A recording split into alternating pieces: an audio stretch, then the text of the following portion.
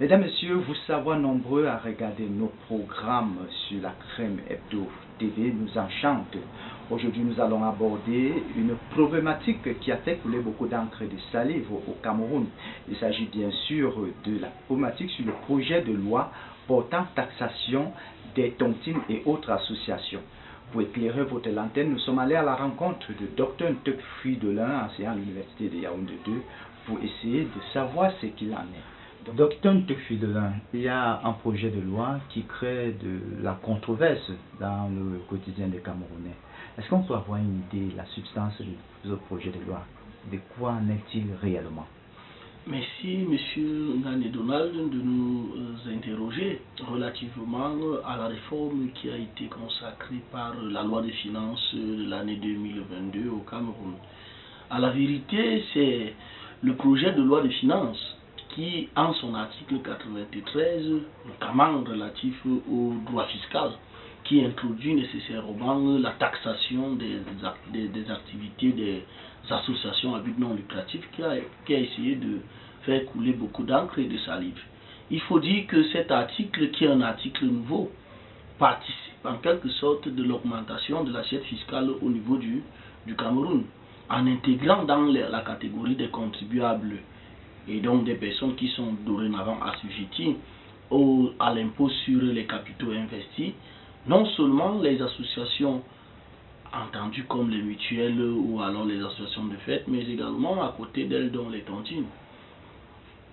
Docteur Ntek, est-ce qu'on peut avoir une visibilité sur l'apport d'un tel projet de loi dans le budget camerounais ou dans le décollage de l'économie du pays? À la vérité, on peut avoir une certaine estimation relativement à l'apport de ce nouveau texte sur les finances publiques camerounaises. Il faut dire que le Cameroun a misé sur les ressources fiscales comme étant une principale niche qui pouvait d'une certaine façon renflouer les caisses de l'État. Et au moment où le Cameroun est en train de s'engager dans le cadre de la SND 30 à la réalisation d'un certain nombre de projets de développement, il était donc important en quelque sorte de créer de nouvelles niches de recettes. Et l'impôt donc sur les capitaux investis dans les tontines peut être considéré comme étant une importante source de revenus pour l'État et nécessairement pour la réalisation des projets de développement dans cette nouvelle phase de développement qui court de 2020 à 2030. Est-ce qu'on peut avoir une estimation au niveau de l'espèce? Quel peut être le revenu de ce projet de loi si ça venait à être appliqué? À la vérité, ce ne sont que des projections. Et lorsqu'on fait des projections, c'est lorsqu'on sera en train de regarder la loi de règlement qu'on sera définitivement fixé sur le montant exact. Mais lorsqu'on essaie de regarder l'assiette, on se dit bien que ces ressources seront très importantes, étant donné qu'il y a deux catégories d'impôts qui sont visées. On a l'impôt sur les capitaux investis et les autres droits et taxes qui sont applicables à tous les autres contribuables. Étant entendu que ces personnes ou alors ces nouvelles personnes ne sont pas assujetties à l'impôt sur les capitaux, sur l'enregistrement, ne sont pas assujetties à l'impôt sur les sociétés et ne sont pas assujetties à d'autres impôts qui ont été énumérativement cités dans cette loi-là. D'aucuns voient cette loi créer une certaine controverse autour de cette loi, parlant justement, disant que cette loi cible une catégorie des ethnies. Qu'est-ce qu'il en est réellement? Est-ce qu'il y a lieu de s'attendre à une certaine controverse sociale ou alors est-ce que cette loi vise réellement à porter du discrédit à l'endroit d'une certaine ethnie? Je préférerais rester positiviste pour indiquer qu'à la vérité, la loi statue généralement. Et lorsqu'on dit que la loi statue généralement, on veut dire que la loi ne vise pas des catégories de personnes. Et parce que la loi est l'acte qui est voté au Parlement, le Parlement étant le lieu de représentation de tous les Camerounais, on ne peut donc pas dire que cette loi, sous ce prisme-là, vise une catégorie de citoyens ou alors une catégorie d'individus. Mais maintenant, au-delà, on peut bien comprendre la frustration peut-être de certaines ethnies, notamment les Sawa et l'ethnie Bamileke, étant entendu que c'est bien dans ces communautés-là que se développent davantage les activités de tontine. Mais non point que ce soit leur exclusivité, parce que d'autres entités également pratiquent ces mêmes activités, certainement pas au même taux de réalisation. Donc, sous ce prisme, j'aimerais bien qu'on essaye de clarifier les choses. Ce n'était pas dans une logique de ciblage de certaines entités que le législateur camerounais a pris cette norme. Il l'a édicté parce que les caisses de l'État en avaient besoin. On a besoin d'un nouveau souffle pour impulser et mettre en œuvre les projets de développement qui doivent se repartir dans la phase qui part de 2020 à 2022.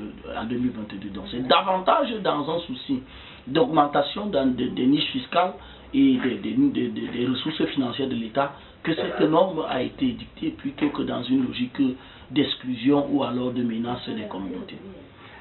De manière pratique, est-ce qu'il serait vraiment facile de l'appliquer? Dès lors que nous savons déjà que beaucoup des associations ne sont même pas légalement connues, comment est-ce que le fisc compte se déployer sur le terrain? Est-ce qu'on va lancer une opération de traquage des associations, ceux qui se font dans les maisons pour pouvoir les taxer? À la vérité, là, vous êtes en train de nous poser la question de savoir quelle sera la politique de recouvrement. Mais j'aimerais déjà vous dire que cette politique de recouvrement ne sera pas fondamentalement distincte de celle qui est déjà appliquée au niveau du Cameroun. Vous savez mieux que moi peut-être que le Cameroun est engagé dans un processus de digitalisation des procédures de recouvrement. En sorte que puisqu'on est dans un système de déclaration et de contrôle après.